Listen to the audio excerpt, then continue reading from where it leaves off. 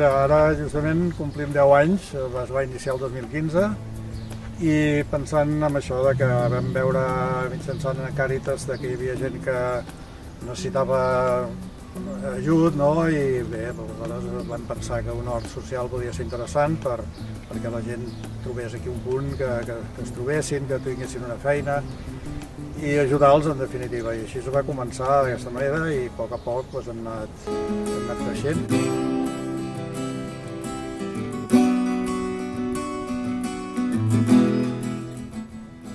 El usuari són persones que venen derivades de serveis socials, són persones amb risc d'exclusió, i aquí el que fem és les donem unes eines de treball, uns hàbits de treball i de cultura de cuidar de les eines, de complir horaris. A més també li estem donant classes de català, de forma que tindran una certificació d'unes hores d'estudi de català. I en quant als voluntaris, tenim diversos voluntaris, podem dir, de diversos tipus. Podem dir, la majoria són persones grans que una vegada acabada la vida laboral s'han dedicat, han trobat aquell espai.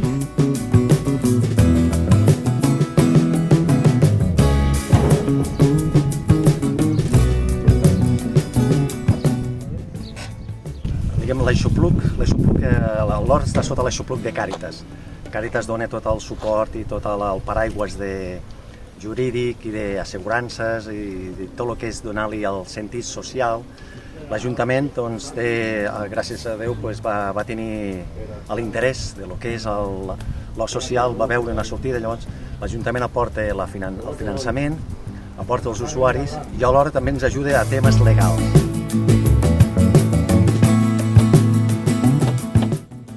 El producte, que com veieu en aquest espai és molt, no? Hi ha molt d'accés. En principi és per autoconsum, els usuaris cada vegada que venen aquí porten a casa part del producte que es recull pel seu consum, i l'excedent, que és molt, doncs el derivem al DISA, al centre de distribució que tenim a Santa Maria, a la parròquia de Santa Maria, i en allà els voluntaris de DISA fan una altra distribució amb famílies o gent de Premià o que ho necessiten també, no? Aquesta és la finalitat.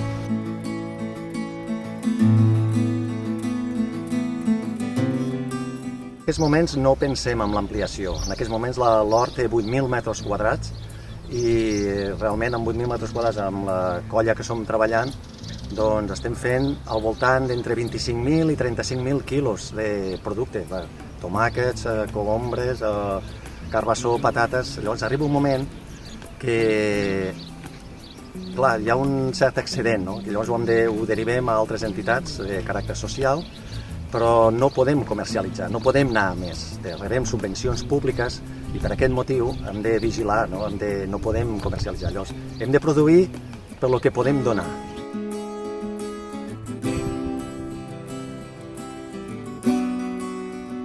Per vindre només cal contactar amb nosaltres. Aquí estem dimarts i dijous al matí i llavors podem mirar d'adaptar a les persones que vulguin vindre.